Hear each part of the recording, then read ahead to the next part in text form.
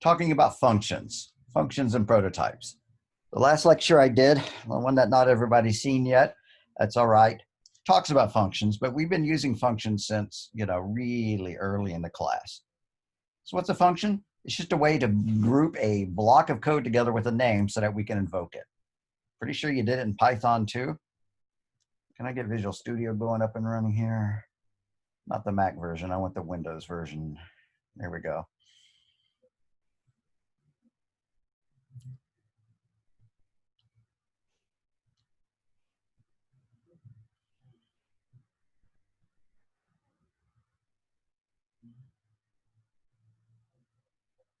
So I may have called everything the wrong lecture last time. Let's see what lecture we're really on. L, alrighty.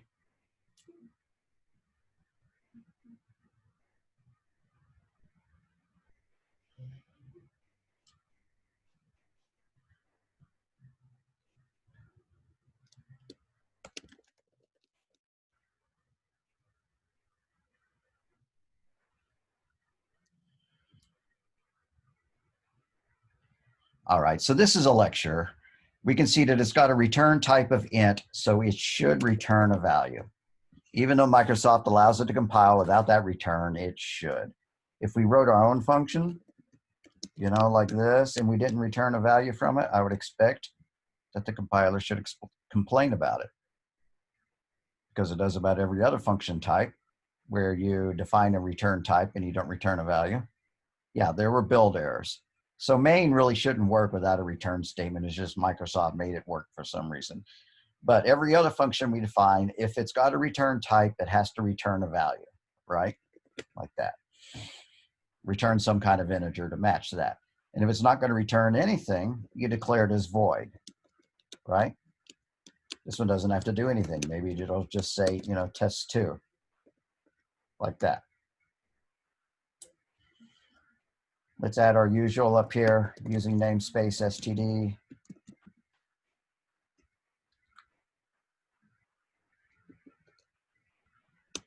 Pound include string. We tend to use that a lot. Alrighty. So here we have two functions. Let's create a couple more functions. Let's write a function that'll add up all the numbers between x and y. It'll do a summation, right? Let's make it return a double. Even if we're just adding up integers, it's nice to return a double because the numbers might get very large, who knows? And so we're going to call it summation. And it's going to have a start point and a stop point. So we need to declare a total because we're going to start adding some values to it. And we're going to use a for loop for int I is equal to start. Keep going while I is less than or equal to stop. Add 1 to I each time, and add I to total.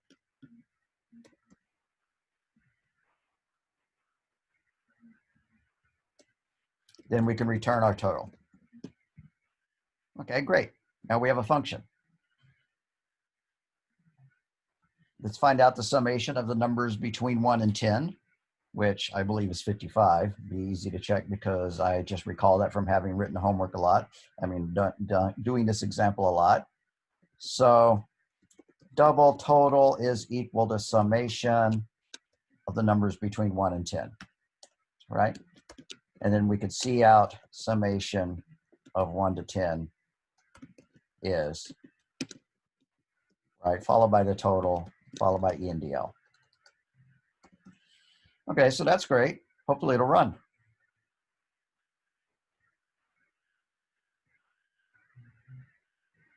All righty, and so the summation of 1 to 10 is in fact 55. Okay, sorry, just a moment. All right, we should be back in action.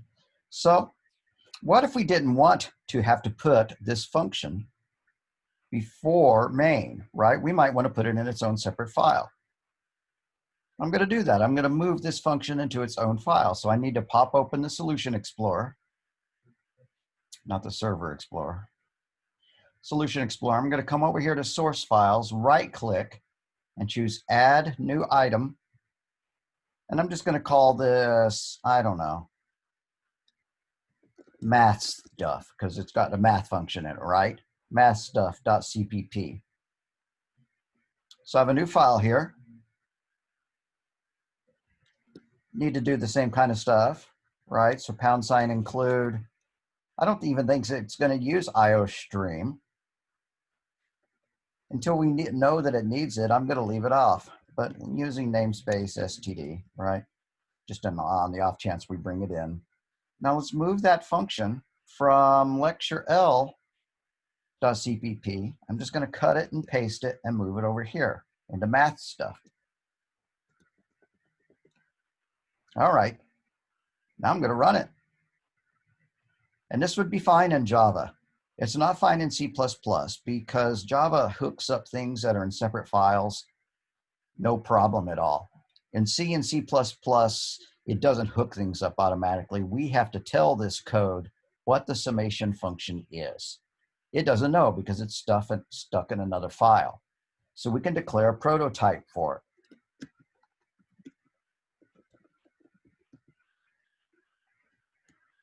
So it returned a double.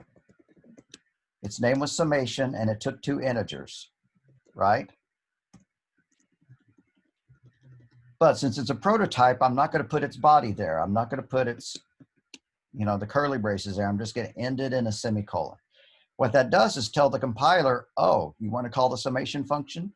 Well, it's going to return a double, and it takes 2 ints. And then later on, when this one gets compiled, C++ will link the 2 files together, right? And so now it'll work because we have a prototype for it. Even though it's in another file, it'll go ahead and run. And so it did. What you normally do, though, when you have functions that are stored in another file, is create a header file for it. So since I have a file called mathstuff.cpp here, I'm going to create a header file called mathstuff. It's a header file, mathstuff.h, H for header, and it's going to have that prototype in it. Now kind of ignore that # pragma once. It should be there. What it means is don't accidentally include this, or if this file gets accidentally included into the source code more than once, don't let that mess things up. So it was a double, and it took 2 ints. Now we can take the summation prototype out of our lecture file. If I go over to lecture, I can delete that prototype. I don't need it there because it's in the header file. But until now, we've broken it because I haven't included the header file yet. So I'm going to go and do that. # include, quote, header. Whoops, mathstuff.h. That's the name of our header.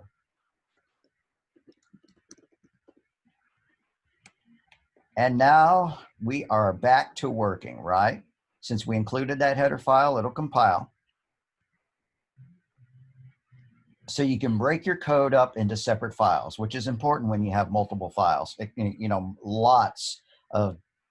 have lots of code, you need to break it up into logical collections. All right, so let's go ahead and go on from there. Function prototypes. If the function header looks like this, then the prototype looks the same, except instead of having a body code, it's got a semicolon there.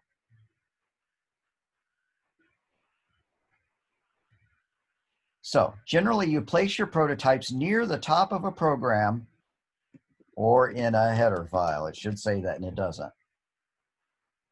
And so the program has to have either a prototype or the function definition before the call to the function. Otherwise, it won't compile correctly. So this code is fine, right? Because even if I had, I've lost it, go back to Lecture L. If I call test and test2 here, right? That's fine because they're defined before where they're called.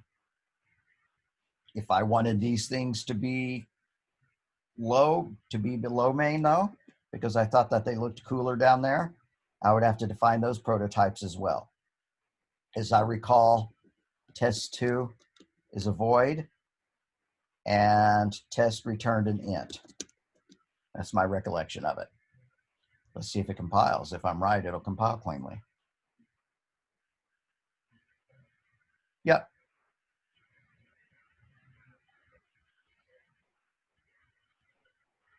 All right. So that's what prototypes do.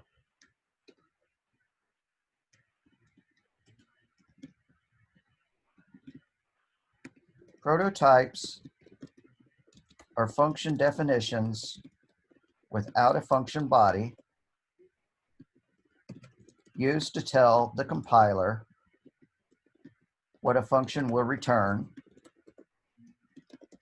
and what parameters it needs. It's used so that the actual function definition doesn't have to be in the same file located above where it is called.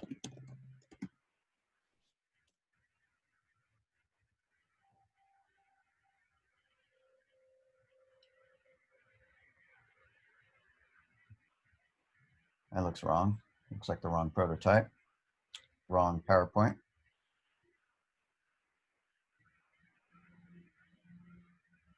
All right. And so when you're using prototypes, you can put function definitions in any order in the source files.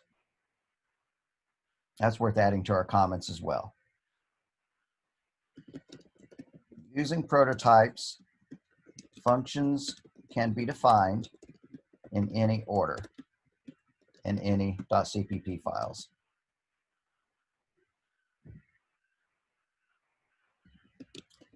Typically, you define a header file to contain prototypes and place the functions themselves in separate .cpp files in whatever grouping makes sense.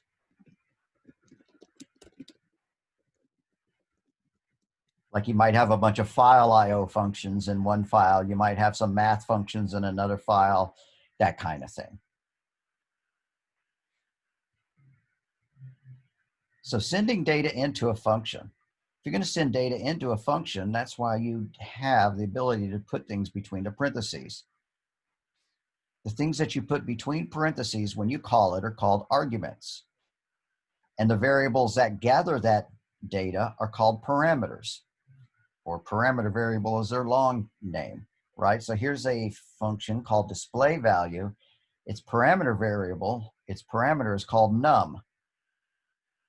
So this defines a variable that, exists through the life of that function. And then later on down in main or whatever, when we call it, we can give it a number like that, right?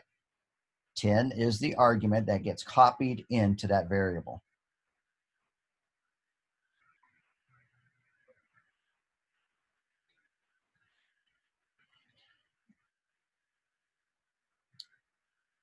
So display value 5 copies the 5 into that. This is called pass by copy or pass by value. And I mention that because there's other ways of passing data in this language, not in Java or Python, than passing by copy. Java and Python support only pass by copy. However, C++ also supports something called pass by reference and pass by pointer. I'm going to put that as a note into our code here. By default, C++ does pass by value, also known as pass by copy, where the value of the argument is copied into the parameter variable. So why do we care about that? What if we had done something like this? Void change me, int x. And all change me does is set x to the value of 10. So down in main, we're going to call change me, right? We're going to create a variable. We're going to set it equal to 0. And we're going to call change me and pass a in. And then we're going to print it out. Is it going to equal 0? or is it going to equal 10? It's going to equal 0, because when we run this, 0 gets copied into X, and then it's okay for this function to do whatever it wants to do with the data, right? It can change it, but we still have our original. It's like if I hand you, a copy of my term paper, you can scribble all over it if you want. I still have the original. That's passed by copy. So even though this changes it to 10, just like if you scribbled all over my copy of your copy of my term paper, I still have the original, and it's no biggie. I still have it.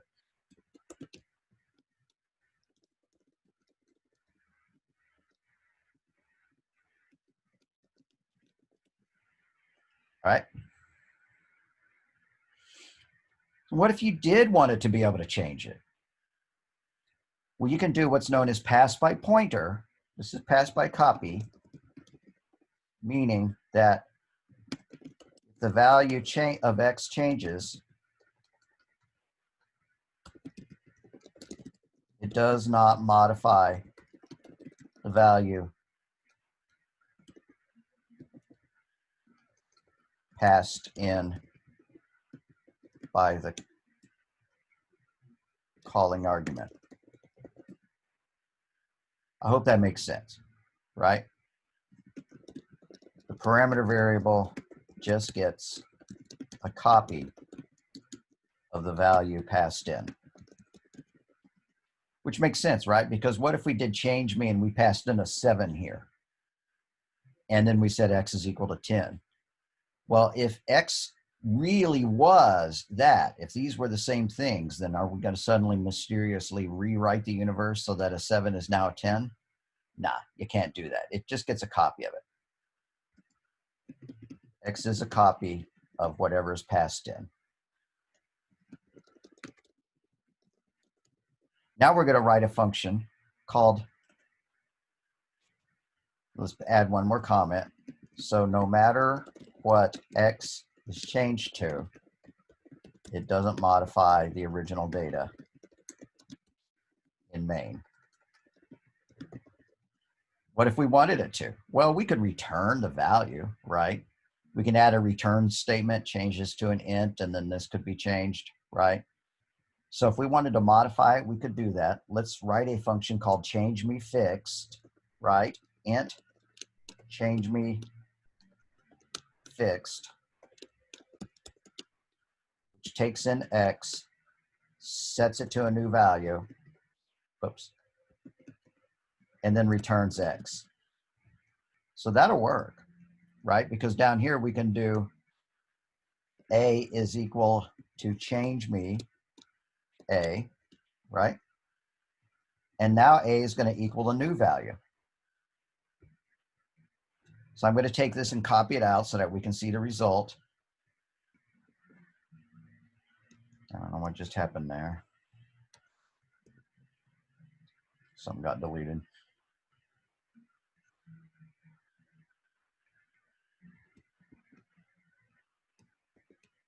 And so this is a call now to change me fixed, right? And this actually does change the value of A because it returns a new value for A.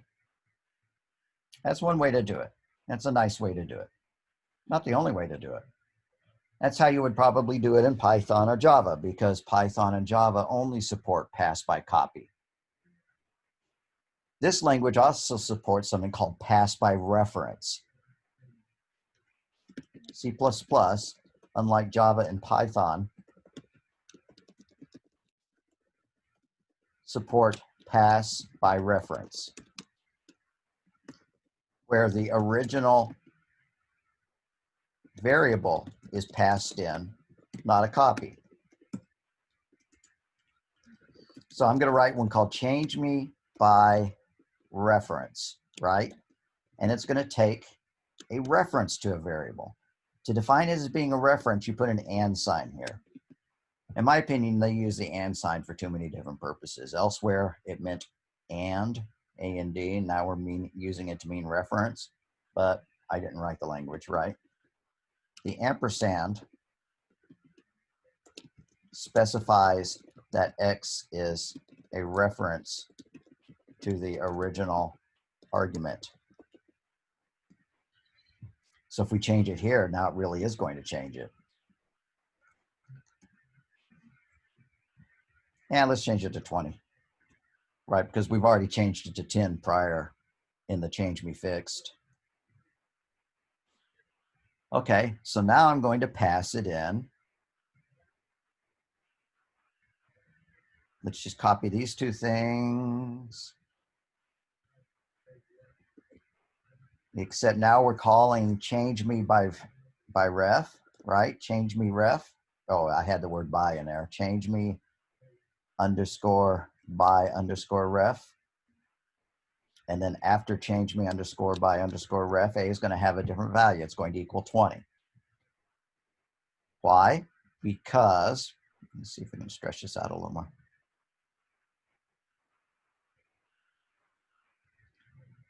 Because X is a reference to A. X and A are the same memory. X is not a copy of A, it really is A. And so changing the value of X changes A. So changing X changes the original argument, which is X in the example below, when we call change me by ref X. That's a way to change the data. Passing by reference is faster than passing by copy, which doesn't really matter when you're talking about ints and doubles and these things that are like only 4 bytes and 8 bytes. But what if you have a variable that's 100 bytes long or 1,000 bytes long, or, you know, or 10,000 bytes long? Then you don't want your computer hanging out waiting for all 10,000 bytes to get copied in, when you could just pass a reference to it. Well, how do you create a variable that's got 100 bytes in it or 1,000 bytes in it? Something like that. Well, let's create a structure. And we're going to call it, I don't know, patient, because it's going to have some patient information in it. A patient has a first name and a last name. A patient also has an address, right? That's enough to prove the point, isn't it? We don't really need to do any more than that. Well, let's create a new patient. Patient P1 equals new patient, right? And then let's set these values. It didn't like that. Oh, when you declare it like that, you have to use an asterisk there. This is unlike Java, by the way, or Python. This says I'm creating a pointer. P1 is a pointer to a patient. A pointer is kind of like a reference, but it is different because it points to an address in memory, and then everything you do to it needs to be done with what's known as the reference, dereferencing, the pointer operator, that arrow greater than, that dash greater than. And so P1 dash greater than first name is equal to Bob.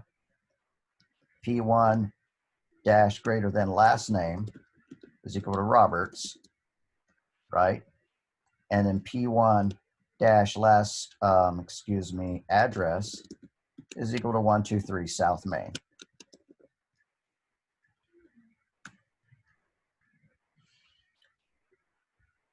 So we could create a second patient, right? Patient asterisk P2 equals new patient. And we could stick different information in there.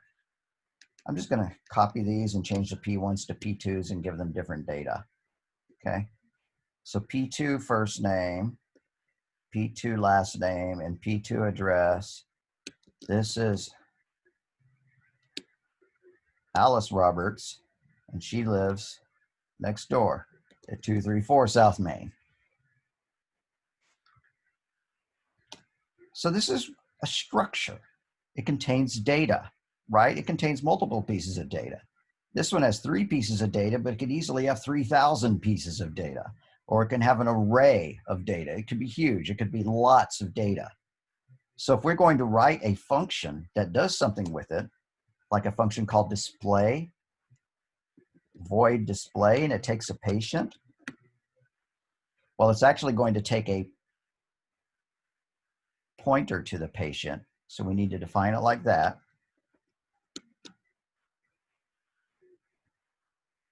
What's that?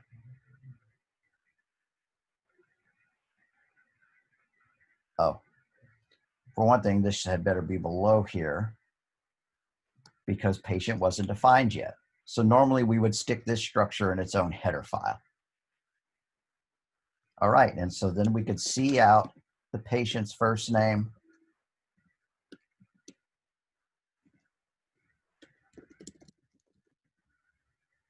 followed by a space, followed by their last name,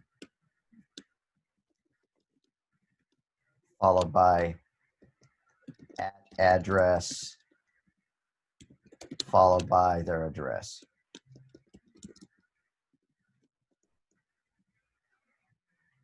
That's how we display that patient. Tell you what, that's passing it in by pointer, and I don't want to pass it in by pointer because I was trying to demonstrate how to do it in a faster way or a slower way. And passing by pointer is a fast way. So here we go. I'm fixing it so that we don't have a pointer to it. We actually have the original object. And when you have a copy of the object itself, you use dots rather than pointers. And C++ makes that more complicated than Java does. Java doesn't support pointers.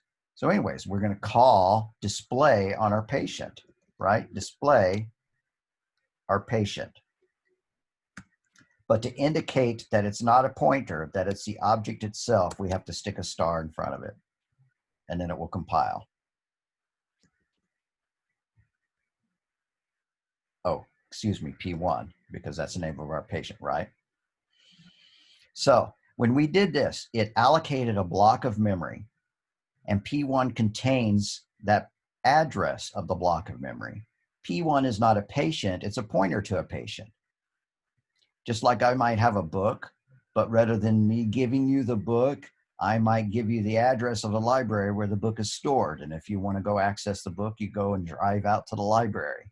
This is an address to that. P1 is the address to the memory containing the patient object.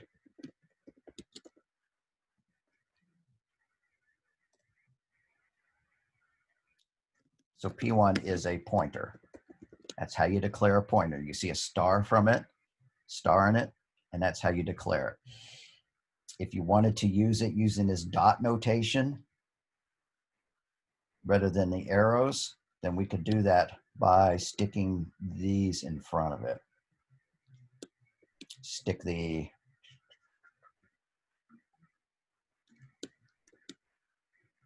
seems to be underlining it. Maybe that's not going to work. Might have to undo that change.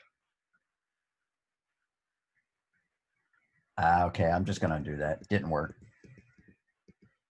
All right. So now we have a patient called P2, but we want to pass it in a faster way. When we passed it in like this, we passed in the entire copy of the patient. So even if we change something in it, right? If we change the first name, P dot first name, is equal to Sam, down here, P1 is still going to have the original data. P1 first name is still going to be Bob because all we did is we changed a copy of it. Well, now we're going to make it so that we pass in a reference to it because that's the fast way of passing it in. So I'm going to call this one display by ref, and it's going to take a patient, but it's going to accept a reference to the patient. And then it's going to do the same thing. It's just going to display it. Don't even need to make any changes to the code to get that to work. There we go. Now when I call it, when I call display by reference,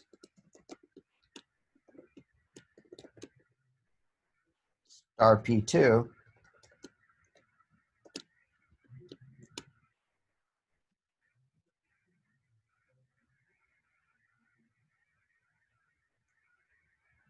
then P2 doesn't get copied in. It is. P is the same thing as P2 here.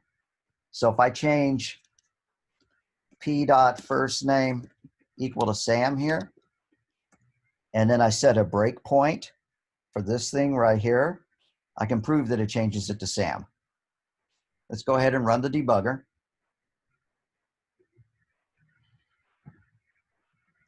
Or not. We've got some build errors.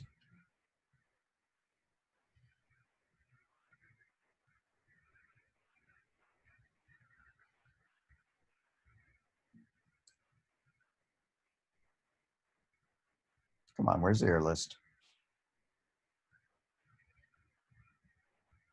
I see you hiding under there. There. Change by ref must return a value. Okay, that's because I made it an int, and I don't want it to return a value. I want it to be void, just like the other one was. That was my mistake.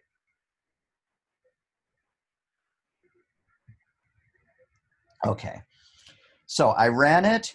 The breakpoint caused it to stop. So when I step over this to run that line, and then if I check what P2 is currently pointing to, you can't see it. This print is tiny, but it says Sam now rather than Alice, because that function changed it. That function actually has access to the original data because it was passed in by reference. Note, this is being passed in by reference.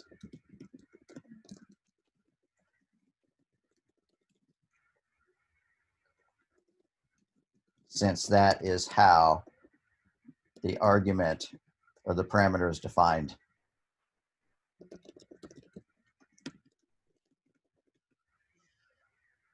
In the function definition. Now, in some languages, you actually have to add a special keyword. You have to put ref there to indicate that it's being passed in by reference. And I wish that C# had done that, right? Because otherwise, we don't really know that we're risking everything by passing it in by reference, right? I'd have to go and look at the code to see that display by ref might actually change my data. Well, we could assure ourselves that it's not going to change the data by saying that, oh, we are passing it in by reference, but we're going to mark it as a const. And now that it's a const, this is a syntax error here. It won't let us change it inside the code, right? We cannot change first name to Sam because P is now a constant. Can't be changed. We're telling the compiler it's not supposed to be changed. So we're going to get rid of that. Now, our code, our main code, can rest assured that even though it's passing in the original object and not just a copy of it, that it's safe to do, that nothing in there is going to change it.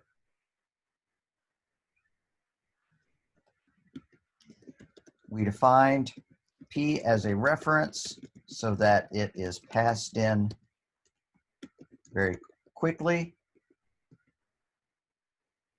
rather than being a copy. But we don't want this function to change the data, so we mark it as const.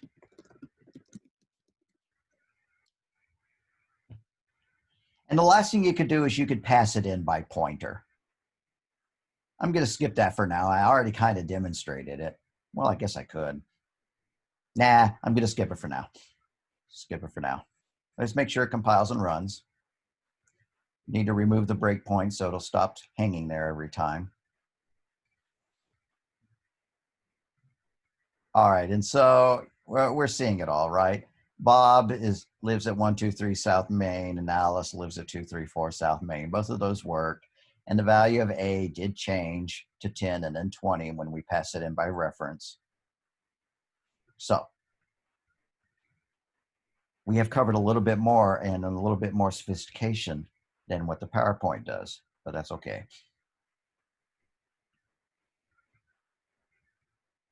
So in short, if it's not defined anything special with an ampersand or an asterisk in here in this definition, then it's just passed by copy. And that's normally how you're going to do the simple things. And so the parameter could be called the formal parameter or formal argument. The argument could be called the actual parameter or the actual argument. The book is just mentioning this, and I guess that's because some computer science textbooks use the terms formal versus actual, but we're not going to do that.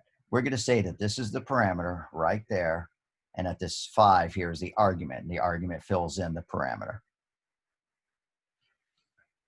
So when you're defining your function argument, the prototype must include the data type of each parameter, right? This is going to accept one int. And then when we define our header, we give it both the data type and the variable. Now it is okay to go ahead and give the variables a name when you declare your prototypes. If we went over here into mathstuff.h and we wanted, where's mathstuff.h? It's right here. If we wanted mathstuff.h to be start and stop, that's fine. A prototype doesn't have to have those variables, and for some reason the textbooks show you leaving it off, but I think it's useful information. If I look at the header file and I'm trying to figure out what this code does, variable names are useful information, right? Otherwise, I don't know what start and stop mean. I might be able to guess from summation, right? But if I have some mystery function, I'm going to delete this, right? But it's called something, and it takes an int, and it takes, a string, and that's all the information I have about it. That doesn't tell me much, right? But if I see, some data here, like that this is supposed to be the zip code and that this is supposed to be the street name, now I have a lot more information about this function and what kind of data I'm going to be passing to it. Hope that makes sense. So when I do prototypes, I go ahead and leave the variable names in, but you don't have to.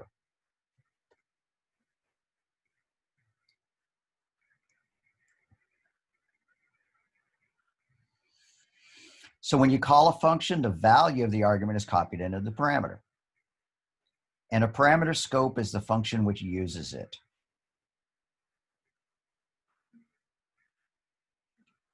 Inside math stuff, this variable here, its scope is from here to here.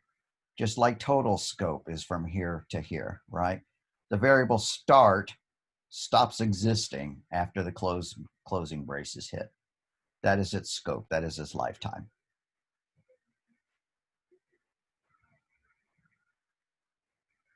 So a function can accept multiple arguments just as easily as one.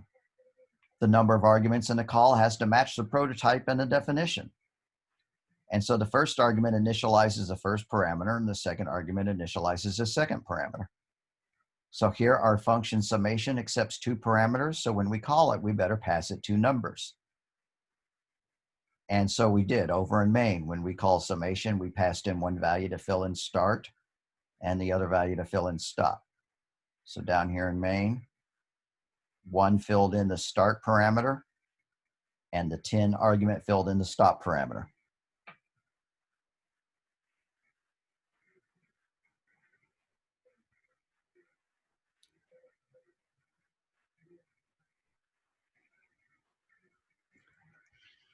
And so here's a function called showSum, which accepts 3 variables, and it just displays to see out those 3 variables added together.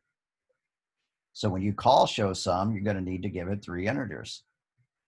ShowSum parentheses XYZ, right, to add those 3 integers together, or shownum 10, 20, 30. Passing data by value. We've already talked about a lot about that. Passed by value is when an argument is passed into a function and its value is copied into the parameter. That's the default way that C++ works. And if you change the parameter, right, if you assign a new value, if you try to set something equal to Alice or you change its value to 10 or whatever, it does not affect the value of the argument that was passed in. And that's what this is showing, right? The value is equal to 5.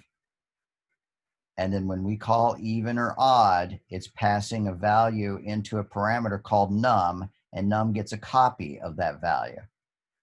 So even or odd can change the variable num, but it does not have any effect on the original variable.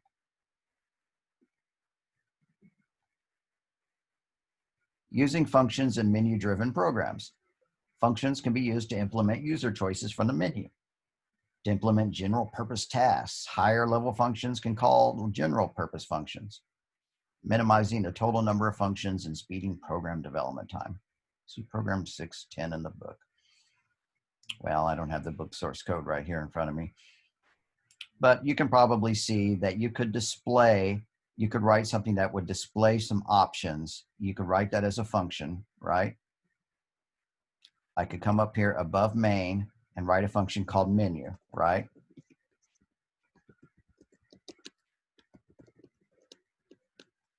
And then it could just have three choices, right?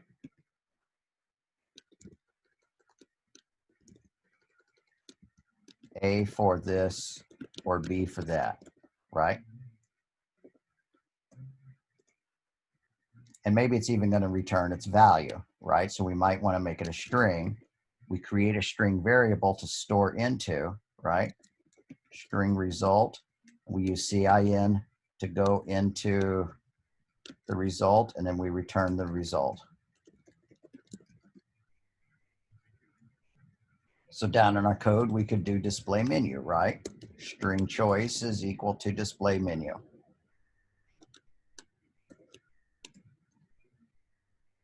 And then we might want to actually perform whatever it was supposed to do, right? So do stuff based on that choice. Whatever it was supposed to do, right? So void do stuff would need to take a choice variable. And if the choice was A,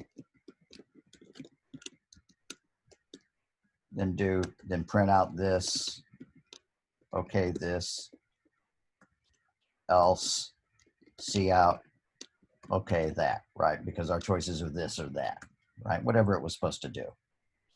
So we display a menu inside one function and we handle our choice in this other one. Let's call this one handle choice. That's a bit better name. So down here, we could handle the choice, right? Like that. So yes, you can write a menu-based program as functions. And then if you need to tell somebody to go and translate this program into Spanish, you can tell them, okay, you're going to go and modify display menu to read from a configuration file which language it's going to use, and then it's going to output the menu based on that choice. And they know, oh, okay, that's the code that I'm going to be changing right there. It sounds like it's going to be a bit more complicated. It has to open a file and figure out what language to use, but at least I know where to go. Or if you say, well, it was supposed to either handle choice A or B, and now we're going to add a choice C, you tell them, you need to go fix the handle choice function to support option C, right? So if choice is equal to B, then print okay that, and then else, if none of those are true, put invalid choice, right? Anytime you have a series of if else's, there should be a final else to print out an error message if none of the above cases were true.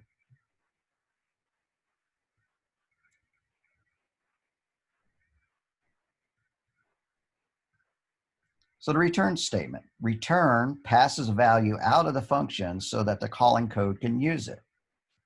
And it ends execution of the function. You can put a return statement anywhere in a function. Normally you see it as the last thing in a function.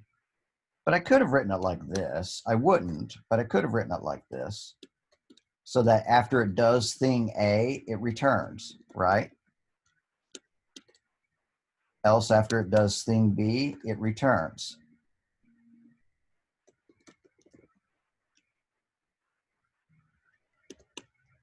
Else after it prints invalid choice, it returns, right?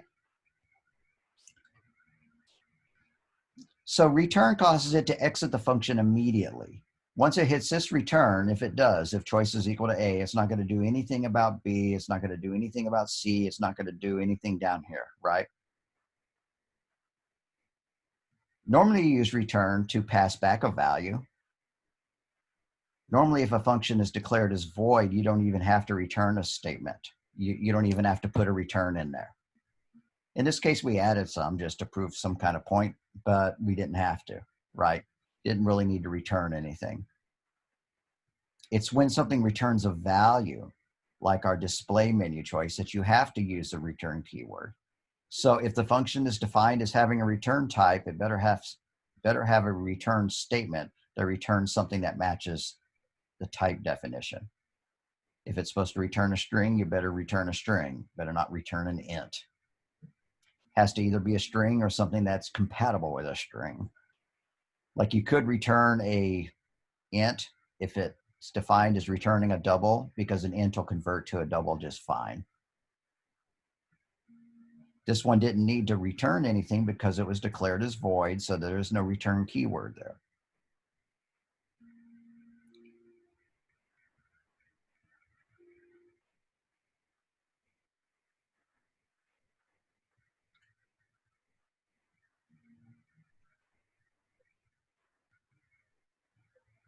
All right, this program's not looking too good to me, but that's okay. Enter two numbers and I will divide the first number by the second. So the user types in two numbers and we call the divide function. The divide function accepts two doubles and returns nothing. All right, let's go look at the source code for it because that's just a prototype. Here is the divide function. The divide function accepts two arguments, so it has two parameter variables. And if the second argument is 0, it complains, sorry, I cannot divide by 0. And then it returns. Otherwise, since we have a return statement, we don't even need an else there, do we? Otherwise, we print out that the quotient is equal to arg1 divided by arg2. And so if they type in 12, 0, it does say, sorry, I cannot divide by 0 because it's captured by this if statement. But if they typed in 12 and 2, it would say the quotient is 6. 12 divided by 2 is 6. Returning a value from a function. We've been talking about that a lot. POW, the power function takes this value, raises it to that power, and returns it. We didn't write that function. It would not be hard to write this function, but it would be hard to write it so that it would support fractions, right? I mean, if I was going to write this function and all it needed to do was accept ints, is I would just multiply a number by itself a certain number of times. So I'm going to write a bad version of the power function that accepts two ints. I'm going to call it int pow or something like that, right? So down here above main,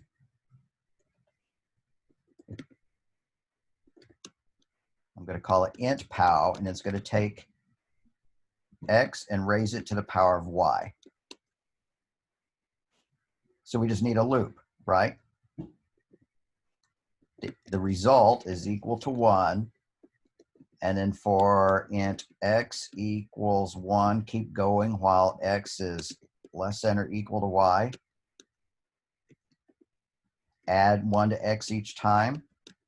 And the result is times equals x, right?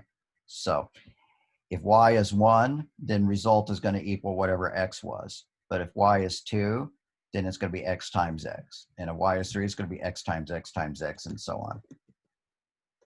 And then we're going to return the result. Now, this is not a good power of function because it doesn't support negative exponents. It doesn't support fractional exponents. So I'll just put a comment here. This is a very bad power of function because it does not support negative or fractional exponents. So even if we made this a double like that, and it returned a double, so we better declare this return value as a double. That's great and all that, but we still can't raise something to the power of -3 or raise it to the power of 0.5. If you take something and you raise it to the power of 0.5, that's the same thing as taking a square root. It's very useful to know how to do that. So I wouldn't write my own function. I would just use the one in the math library. Let's take these comments and put them up here, I guess.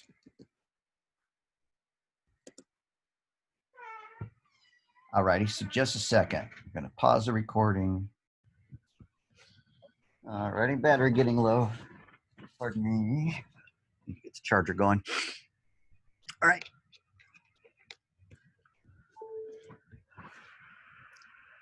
So based on our code so far, we're going to move all of these functions into math stuff, just for the practice.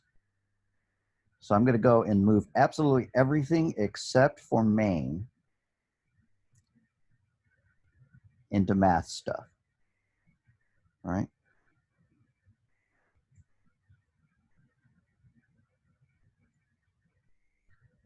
So all of those functions I'm cutting, so all that's left is main. I'm going to go move the other ones into math stuff. Now I've broken the code. It no longer compiles.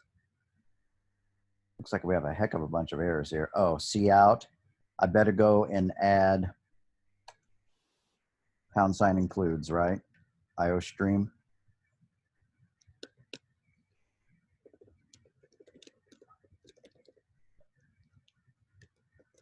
That ought to take care of that.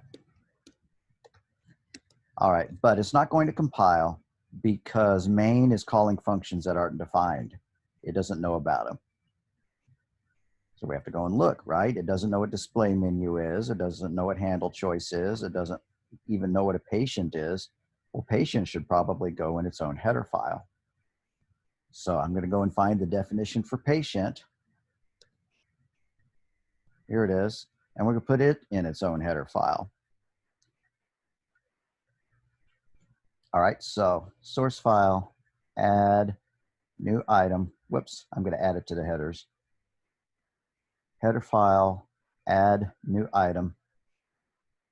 I'm going to call it the patient class, so it's going to be called patient.h.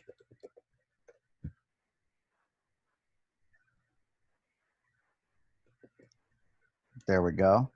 It doesn't know what a string is, so I better # include string.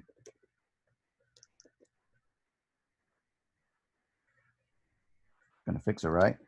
And then using namespace std. If I didn't want to do this using namespace std, which is actually considered kind of not unprofessional, even though that's what the textbook shows, I'll just tell you that it's considered unprofessional, then I could fix that by doing std : string. Maybe I'll make the rest of my code match that. So anyways, there. Now patient is in its own class, but lecture doesn't know about it, right? So I need to go and add # include patient.h. Notice that, I guess I made it an uppercase P, but it doesn't really matter. I'll make it match. Notice that if you're # including something you made, that it's in your source code directory, use quotes. But if you # include something that is along the search path, because Microsoft or whatever, whoever provided your compiler for you gave it, then you put it inside the angle braces like that. Okay, well that fixed one of the compilation problems, but there's more. Display menu and handle choice, we need prototypes for those. And those are all going to be inside mathstuff.h2 because we move those functions to mathstuff.cpp. Now see, this isn't working because these are also reliant upon the patient class. So I got to go up to the top here and put # include patient. And as a matter of fact, if they're all going to include patient, then I could just put that in the header file mathstuff.h, right? I'm probably going to have to do that. Oops, forgot, sorry. Needed to be patient.h. So let's start copying some of these function headers over. Here's one called change me. These look like headers that need to go inside a header file, right? I mean, because those are prototypes, and we're going to make this a prototype. So I'm just going to copy all of those and go into math stuff and paste them. Since this is a prototype, we don't need a body, so I'm just going to put it here, right? We had other versions of the change me functions. See, this is actually kind of tedious, but it's not going to take too long. I'm going to go and find those out of math stuff. We had change me. We have one called change me fixed.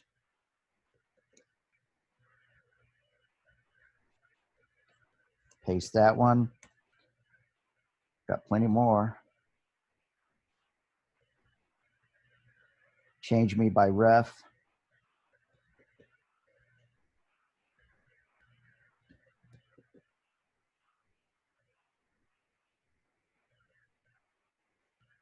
We have display. This probably ought to go in a file called display or patient.cpp, right? Because it doesn't involve math. It involves patients. So I'm going to cut those and make a new C file called patient.cpp. Add new item. It's going to be a CPP file. I'm going to call it patient.cpp. And I put too many P's on it. See if we can rename it.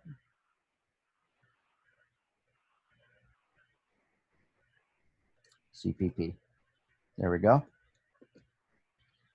So this needs to # include the usual suspects, right? # include IOStream, right? # include patient. Using namespace, or if we're going to skip using the namespace, we could put std : in front of everything.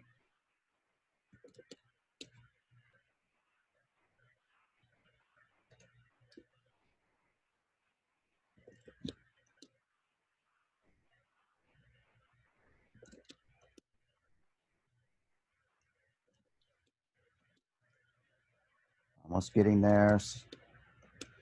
If I'd been thinking ahead as I did this, I would have structured this code like this to begin with. But usually I just create a file and start adding things to it, right? So, all right, so there we go. We've got a lot of stuff fixed, but I'm sure there's still stuff in main that's not going to compile.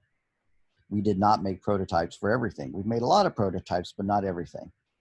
So let's go look at main, find the others, display menu and handle choice. We need to go and get those.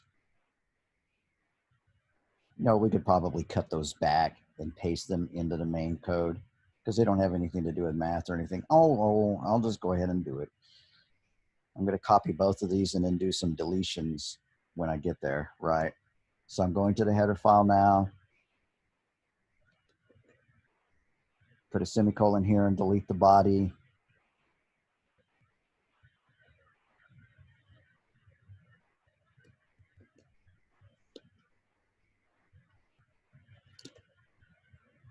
Put a semicolon there and delete its body. It doesn't know what a string is. So # include string. It's still not probably going to work. How come that's complaining? Cannot overload a function distinguished by return type alone. Well, okay. I'm going to give up and start doing using namespace. std. That fixed that. If I didn't want to do that, I'd have to put std : in front of that. There.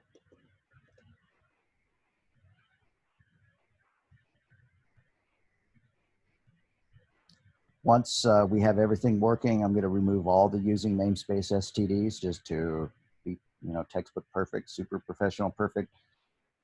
But we have more to fix. I'm sure we have more functions, although I think we're close to getting them all. Display and display by ref. I thought I'd done those, but it doesn't. Apparently we haven't. Thought they were inside patient. Oh, no, we didn't put the headers, right? We haven't defined the prototypes for them. We moved those to patient.cpp, display and display by ref, but we didn't put prototypes for them. So I'm going to copy those and go into patient.h and paste those and make them prototypes. So I delete their bodies and put semicolons.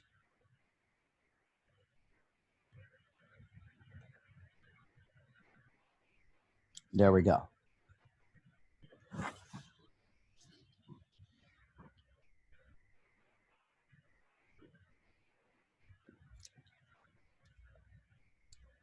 Getting there, almost, I'm sure, but there's more.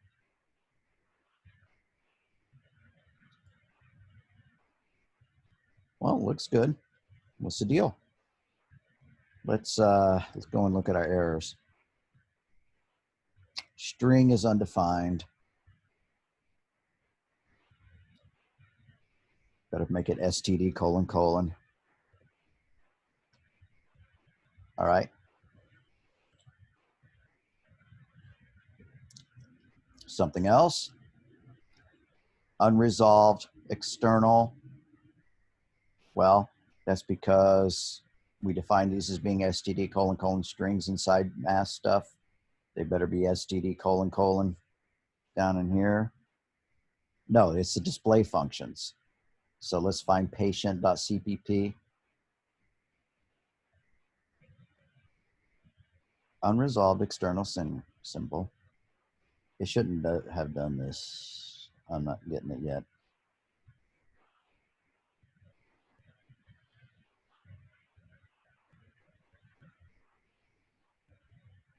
Because it's right there. Let's rebuild everything. Clean the solution, rebuild the solution. Alrighty then, I'm going to pause the recording and fix this so I'm not wasting the time. Unfortunately, I'm wasting the time of the students who are watching this live, but let's pause the recording. Okay, guys, I got it fixed by moving the stuff that I had in patient.cpp into patient2.cpp. They are identical, or they were before I cut it, so it should not have made a bit of difference in how it worked, but it did. It is a complete mystery. I'm very frustrated that it did that, but I'm going to just go with it because it is working now. Those two functions, display and display by ref, involving the patient class, the patient structure, are in fact inside patient2.cpp. Shouldn't have had to do it that way, but it wasn't linking the other way, and so now it does. All right, so if I run it, we ought to be good to go, right? A for this, B for that, it did it.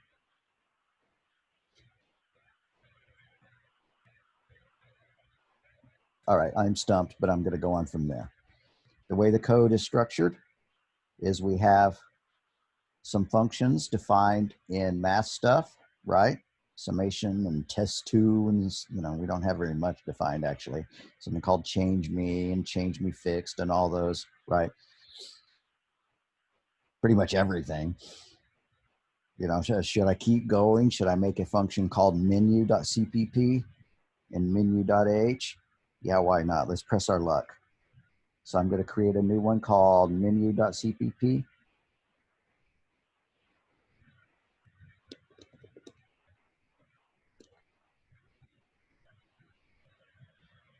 And so # include iostream, # include menu.h, which we're going to create, right? We don't have that file there yet, but we will in just a minute. And it's going to have the prototypes. Oh, and it needs string, right? So # include string.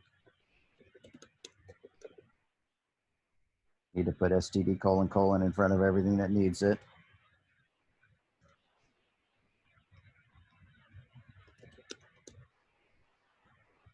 I'm just going to copy and paste that little word.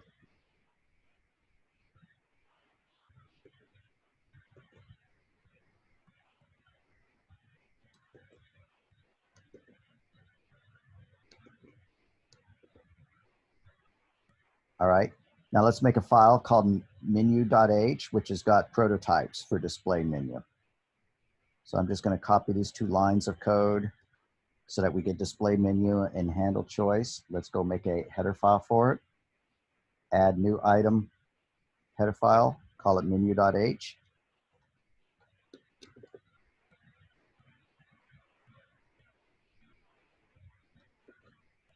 And there we go. It needs to know what the string class is. So # include string, # include iostream.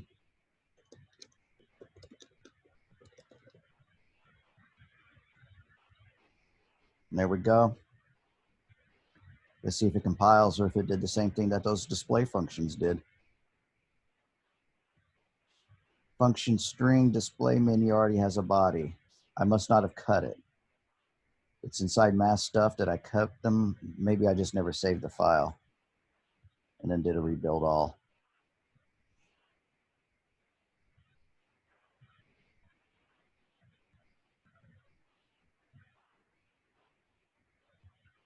Missing a semicolon. I think when I created the prototypes, I forgot to remove the semicolons. I forgot to add the semicolons. This is inside menu.cpp. So let's go and look inside menu.h. Yeah. See, I forgot to make them prototypes. I left them as function definitions. Now we should be good to go.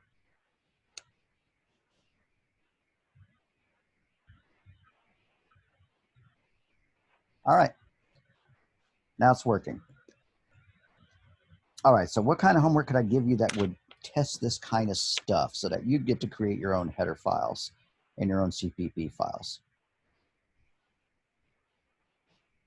Let's go back to Lecture L and put it in here, down in here at the bottom.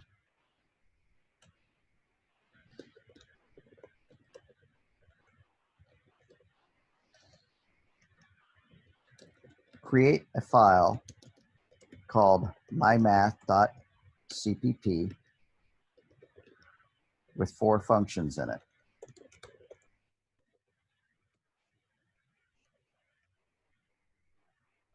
Double myadd, int x comma y, or let's make them all doubles.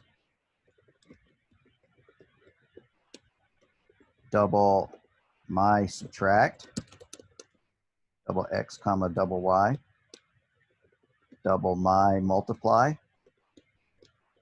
double x comma double y, and then double my divide, double x comma double y.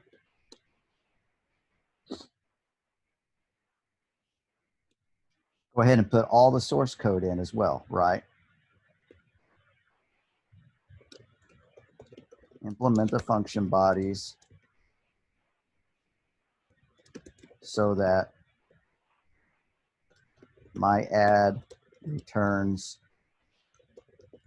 the sum of x plus y, my subtract returns x minus y, and so on. So that's part 1, right? Now this is not your project name, right? Create a separate file called, what homework assignment is this? Are we on 11 now? Let's go look.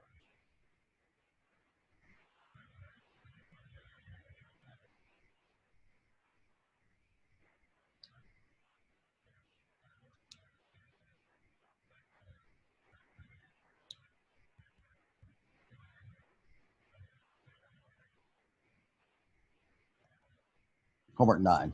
I was overestimating. Okay. So this is homework 9. Create a separate file called homework 9 that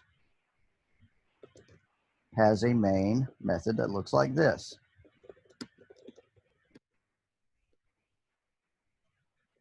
Int main, cout, my add 10 comma 10, ndl, cout, my subtract 10 comma 10, endl. You see where we're going with this. Cout, my multiply 10 comma 10, endl, and then cout, my divide 10 comma 10. Right? That's all that has to do. But of course, we're going to include IOStream, and we're going to do using namespace, std, and we're also going to # include mymath.h. So after you've created a CPP file called mymath.cpp, you're going to make a header file called mymath.h. So create a header file, mymath.h, which has prototypes for those 4 functions. That makes sense?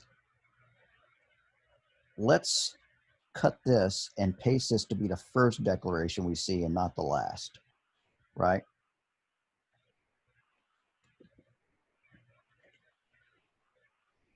So that's part one, is to create that. And then part two, create a file called mymath.cpp. Part three is create a header file. And in part four, get the whole project to compile and run, right? So we need to add a warning that this won't compile or run until parts 2 and 3 are done too.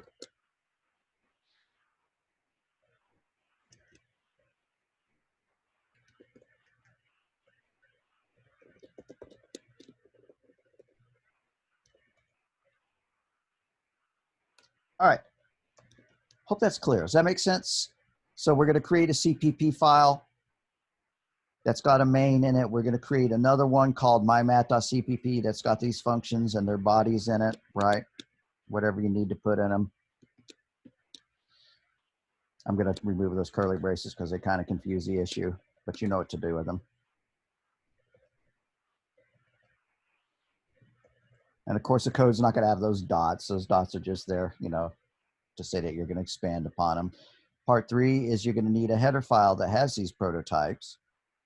And then part four, once you've defined everything and you've coded it, you've just got to test it and run it, you know, make it whatever changes necessary to get it to run. Does that make sense? All right, let's go ahead and end the lecture here. I actually think we covered a lot of territory. One of the things I want you to remember is that we created the structure, right? So be sure to look at the structure defined in patient.h and how we used it in main, right? And we'll hit that idea again, but I do want you to take special note of that. All righty, I think we should be good to go. You have any questions?